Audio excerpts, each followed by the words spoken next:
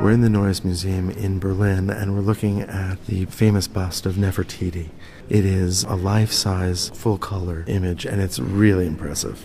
It's the treasure of this museum, and it's been placed in a rotunda with a large dome. She's been placed slightly higher than eye level, so we look up at her. She's fabulously beautiful. She's virtually the sole work of art in this very large space. Clearly, she is the focal point. Yeah, it's quite theatrical.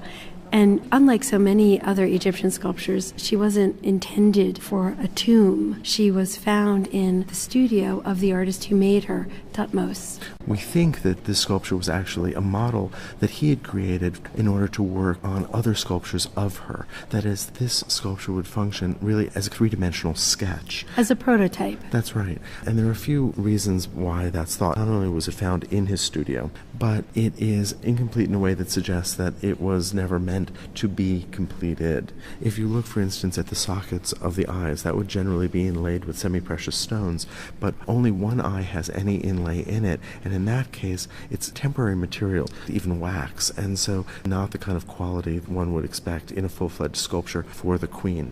Art historians have discovered through scientific analysis that she's made not just of painted limestone, but limestone that's been covered with a very, very thin layer of plaster, and that enabled the sculptor to achieve really subtle effects modeling her face.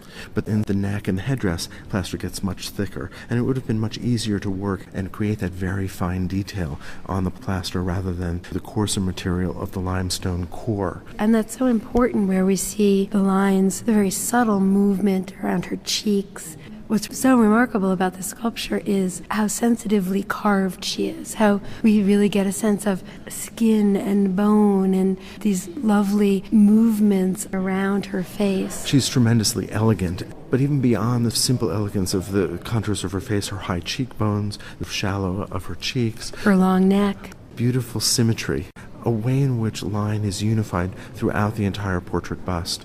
For instance, follow the lines downward that are constructed by the contours of her headdress. It tapers as it moves towards her chin, so her face and headdress create a perfect triangle. But that's actually continued by the lines of her neck below her chin, and it's accentuated by the lighting in this museum. But it really does create this sense of continuity from the top of the sculpture to its base. What we're describing is a new ideal of beauty that's really different from the tradition of ancient Egyptian sculpture. And that's because Nefertiti was the wife of the pharaoh Akhenaten, who established a new religion in ancient Egypt, which was monotheistic, instead of the traditional polytheistic religion.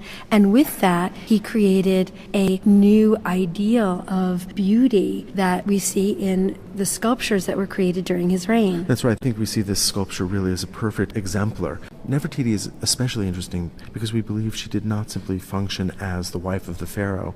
She is shown in so many portraits with the accoutrements of the ruler that we think that she actually shared power. It's interesting, this period that we call the Amarna period of Akhenaten's reign, where we have two powerful women, his mother Tiye and his wife Nefertiti. Both represented as beautiful women, as powerful women, and giving us a kind of insight into late Egyptian culture.